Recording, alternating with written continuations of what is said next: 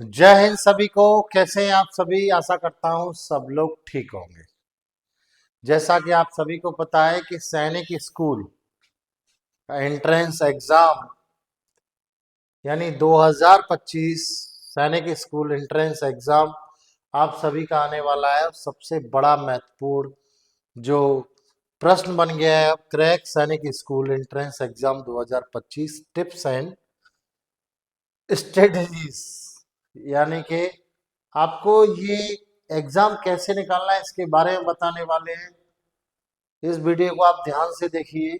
जो माता पिता अपने बच्चों को तैयारी करा रहे हैं वो खासकर इसको ध्यान से देखिए। सबसे पहले हमको किन किन चीज़ों का ध्यान रखना है इस एग्जाम को क्रैक करने के लिए। ज़्यादातर पेरेंट्स के बच्चे कहीं ना कहीं किसी न किसी एकेडमी में तैयारी कर रहे होते हैं। हम भी तैयारी कराते हैं बजरंग एजुकेशनल डिफेंस एकेडमी, जो कि नगर सिकंदरा आगरा में स्थित है। हम सैनिक स्कूल की 100% तैयारी कराते हैं और रिजल्ट भी बहुत शानदार रहता है। ये तो हो गया अपने बारे में, लेकिन हम जो मेन हमारा जो टॉपिक है वो ये है कि आपको सैनिक स्कूल में तैयारी करने के लिए कैसे उसको क्रैक किया जा सकता है, कैसे इसे फोड़ा जा सकता है, इसके बारे में हम चर्चा करेंगे इस वीडियो में। तो सबसे पहले तो आप ये चीज़ ध्यान रखिए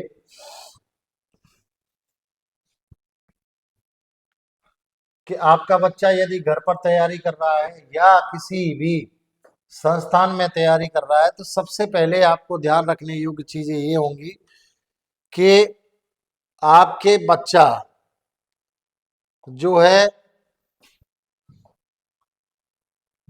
चलो ये ले लेते हैं, आपको साफ साफ दिखाई देगा, इससे आपका ही फायदा होने वाला है। तो सबसे पहले तो आपको ये चीज ध्यान रखनी है कि आपका बच्चा जिस भी संस्थान में या घर से रहकर के तैयारी कर रहा है, सबसे पहले पॉइंट 1 ये हो जाता है कि आपके बच्चे की प्रैक्टिस कैसी चल रही है।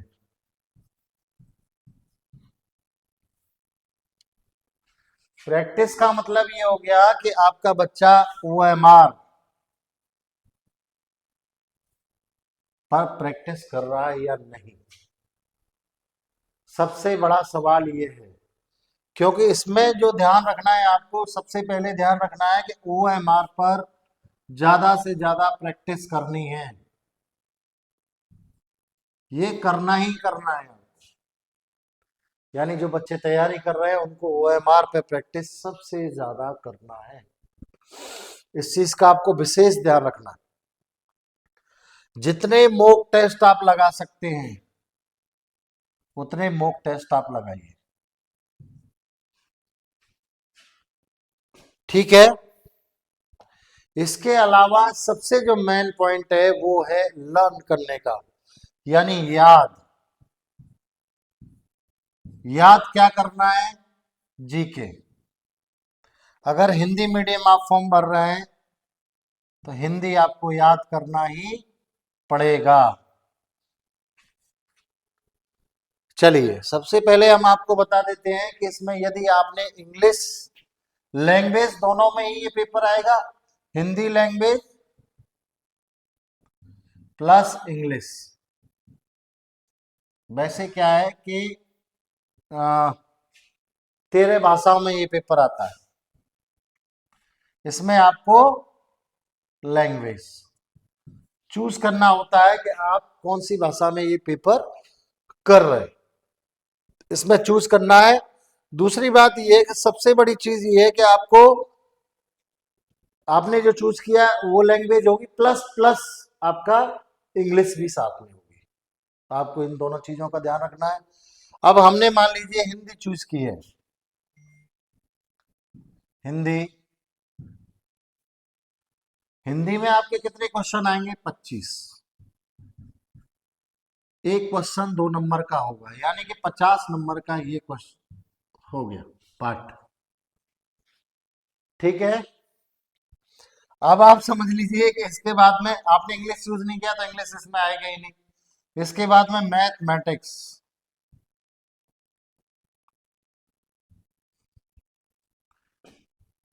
50 क्वेश्चन होंगे, एक क्वेश्चन 3 नंबर का होगा, यानी 150। ठीक है। अब रीजनिंग, इसमें भी 25 क्वेश्चन होंगे, 50 नंबर के। अब क्या छूट गया बच्चों? हिंदी हो गया, मैथमेटिक्स हो गया, रीजनिंग हो गया। अब क्या छूटा है? जीके, ये बहुत बड़ा पार्ट है, ये भी 50 नंबर का होगा। यानी कि 150 प्लस 50 प्लस 50 प्लस 50, 300 नंबर का हो गया ये क्लास 6 के लिए। 6, इज दैट क्लियर? इसमें ये 300 नंबर का हो गया। 300 नंबर में सबसे पहले जो सक्सेस वाला पॉइंट मैं आपको बता रहा हूं, सबसे पहले आप मैथ को फोड़िए। क्रैक करना है आपको मैथ को, जो कि सबसे ज्यादा नंबर आपको देगा। ठीक है, 150 नंबर। इसमें उल्टा चलता है, जैसे आपका एक क्वेश्चन गलत होता है तो आपके 3 नंबर माइनस, और एक क्वेश्चन यदि सही होता है तो 3 मार्क्स प्लस।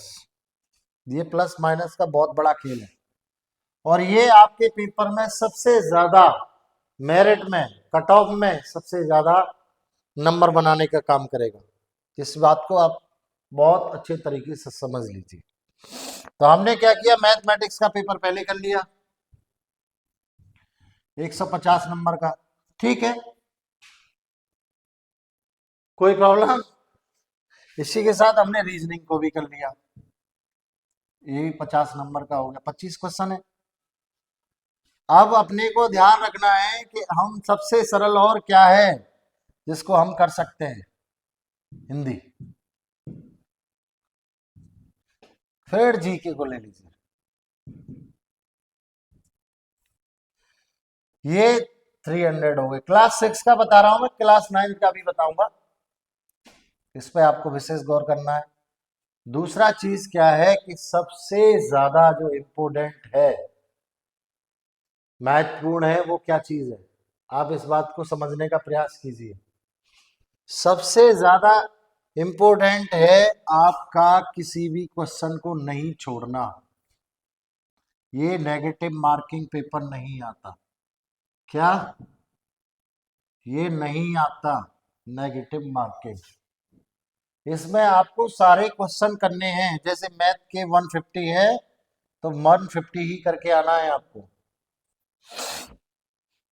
जीके के यदि 50 है तो 50 ही करके आना है आपको। रीजनिंग के यदि 50 है तो 50 करके ही आना है आपको, 50 मार्क्स मिलने वाले हैं। और आपके हिंदी ने भरा है तो हिंदी 50 ही करके आना है, यानी कि 300 नंबर का आपको करके आना ही है, क्योंकि इसमें नेगेटिव मार्किंग नहीं है। ये सक्सेस के पॉइंट है, ऐसे पेपर को फोड़ने वाले पॉइंट है। इनको आप याद रखेंगे तो 100% ये पेपर फूट ही जाना है, इसको कोई रोक नहीं सकता। दूसरा चीज क्या है कि बहुत सारे पेरेंट्स का ये सवाल रहता है, सर इतना पढ़ाई बच्चा कैसे करेगा। इसमें सैनिक स्कूल की यदि आप तैयारी कर रहे हैं, मैं खुल के बता देता हूं आपको,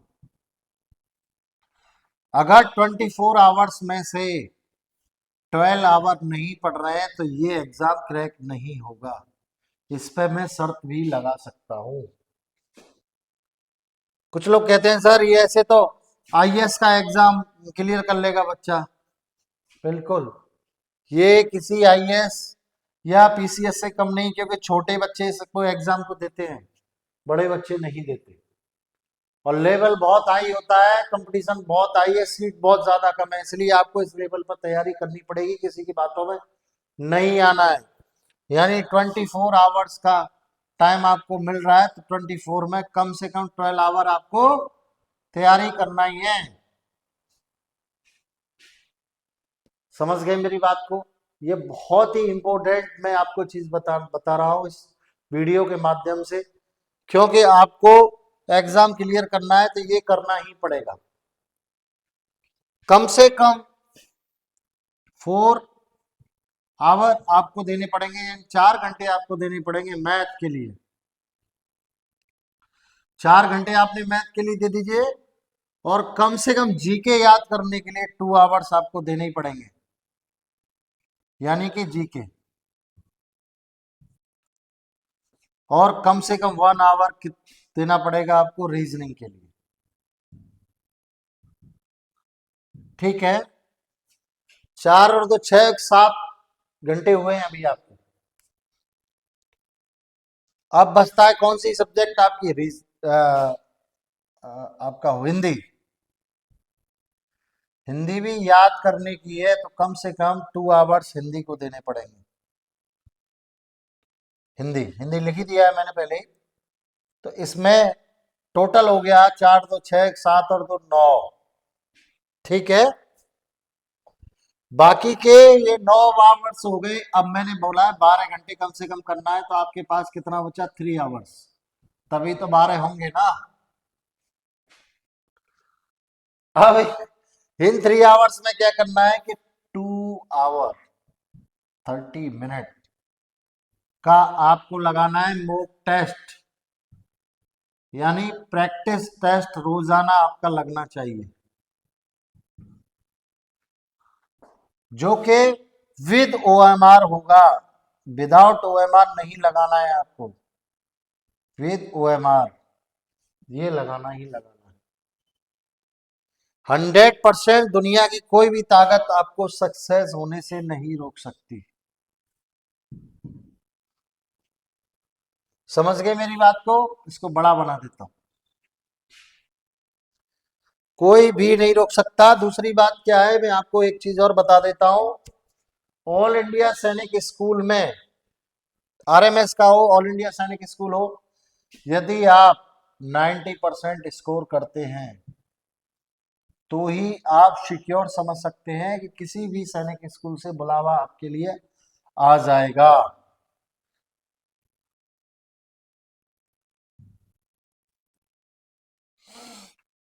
कम से कम 270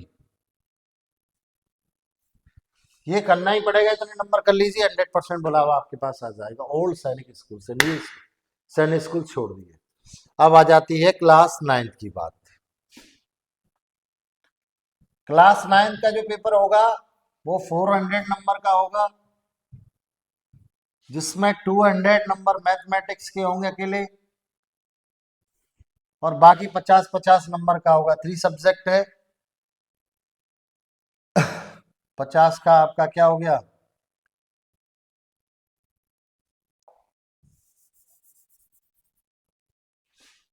आपने कोई भी सब्जेक्ट जैसे चुना है, जैसे 200 नंबर मैथमेटिक्स हो गए, तो 50 नंबर किसके हो गए, आपके पेन को लेना पड़ेगा। 400 नंबर का ये पेपर है क्लास 9 के लिए।